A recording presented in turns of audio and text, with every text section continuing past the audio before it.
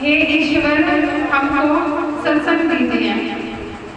प्यारे लोगों, आप लोग जानते हैं कि यह सत्संग का एक बड़ा दालन है।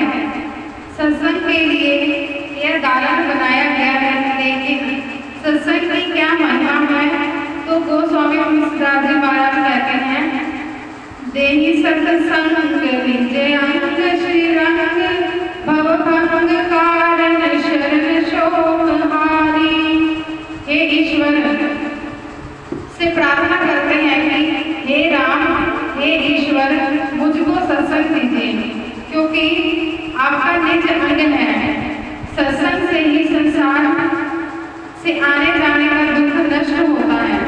केवल आने जाने का दुख नष्ट होता है, इतना ही नहीं बल्कि मति की रति गति भूति बनाई, जब जेहि जतन जहाँ जेहि पाई, सो जान बसत संग प्रभाव, लोकम वेदना आन उपाय।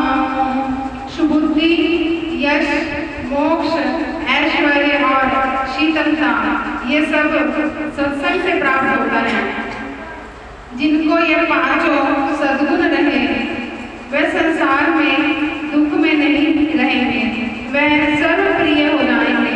किसी भी देश का शासक इन सद्गुणों को धारण करने वाले को अप्रिय नहीं कर सकता।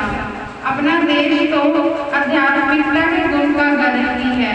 जो ज्ञान अपने देश में ईश्वर संबंधी, जीवात्मा के संबंध में और दोनों में क्या सरोकार है, कैसे दोनों मिलकर एक हो जाते हैं, वह दूसरे देशों के ज्ञान में होना संभव नहीं मालूम पड़ता है।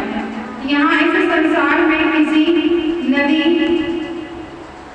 छोटी नदी या बड़ी नदी, श्री गंगा जी की तरह की नदी पर पुल बांधने में बहुत खर्चा होता है, लेकिन यहाँ ऐसे भी पराक्रमी हुए जिन्होंने 400 कोस तक समुद्र पर पुल बनाया, परंतु नीचे में एक भी पाया नहीं। ऐसे श्री राम भगवान थे और अपने एक कृपा कटाक्ष से समुद्र के अंदर द्वारिका पूरी बना दे। ऐसे भगवान श्री कृष्ण थे। ऐसे बड़े लोग भी सत्संग को बड़ा कहते थे, गुरु की सेवा करते थे और प्रजा पालन, देश हित कर्म करते हुए भी, यहाँ तक कि सर्वशक्तिमान होते हुए भी पूजा ध्यान अवश्य करते थे। यह महापुरुष भी गुरु की सेवा अवश्य किया करते थे। हम लोग उसी देश के आदमी हैं।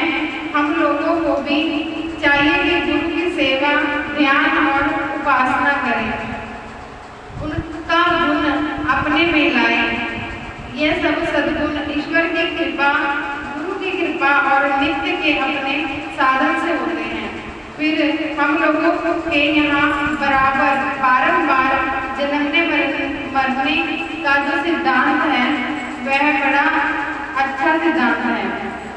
इसमें कहा गया है कि सद्गुण धारण, सत्संग सेवन और ईश्वर उपासना का जो कोई नित्य अभ्यास करते हैं, उनमें अभ्यास का संस्कार पड़ जाता है और वह संस्कार दूसरे जन्म में खींचता है, ऊपर को उठाता है एवं प्रकार ऐसे दर्जे में पहुंचा देता है जिसके बाद कोई दर्जा नहीं, अर्थात ईश्वर तक पहुंचा देता है। जब तक वे जीवित रहते हैं जीवन मुक्त कहलाते हैं, और जब शरीर छोड़ देते हैं तो परम मोक्ष को पाते हैं। लेकिन चाहिए कि नित्य कुछ ना कुछ ईश्वर का भजन करते रहें, ईश्वर पर विश्वास रखें। ईश्वर को कोई देखते नहीं, लेकिन ईश्वर है अवश्य। सूर्य अपने पथ पर चलते हैं, तारे अपने रास्ते पर चलते हैं। इन सबों को अपने अपने पथ पर चलने वाले शासक कोई अवश्य है, तो जो उनको पथ पर चलाते हैं वही ईश्वर हैं। इस मानव शरीर को दुर्लभ, देव दुर्लभ शरीर कहा गया है। जिसको पाकर अपने को देवता के पद से ऊपर को ले जाना चाहिए। वह पद वही है जो ईश्वर का पद है, उसी ईश्वर के अंश हम हैं। इसकी प्रत्यक्षता हो जाती है साधन भजन का। जो नित्य नियम से करते रहेंगे उनको इसी तरह की प्रत्यक्षता हो जाएगी। वह ज्ञान मुझे कहाँ से, तो सत्संग से। बड़ा अच्छा करते हैं कि हम आप लोग घर का काम छोड़कर प्रत्येक रविवार यहाँ आ जाते हैं। आशा है अपने घरों में भी आप सत्संग करते होंगे। जो सत्संग नित्य करते हैं, साधन भजन करते हैं, उनका उत्तम संस्कार बनता है। साधन भजन के लिए ऋषि मुनियों ने त्रैकाल संध्या बताई है।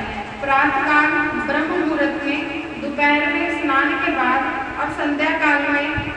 कोई प्रेमी होते हैं तो दोपहर रात में भी करते हैं। इस तरह भक्ति का बीज जम जाता है। भक्ति बीज बिन से नहीं आए पड़े जो चोल, कंचन जो विष्ठा पड़े घटे लता को मोल। भक्ति बीज पलटे नहीं जो जुग जाए अनंत, ऊंच नीच घर जन्म ले त्यों संत के संत। ये समझना चाहिए कि नित्य सत्संग करना चाहिए, नित्य साधन भजन करना चाहिए, गुरु का संग करना चाहिए, उनके वचन का जीवन पर निर्वाह करना चाहिए।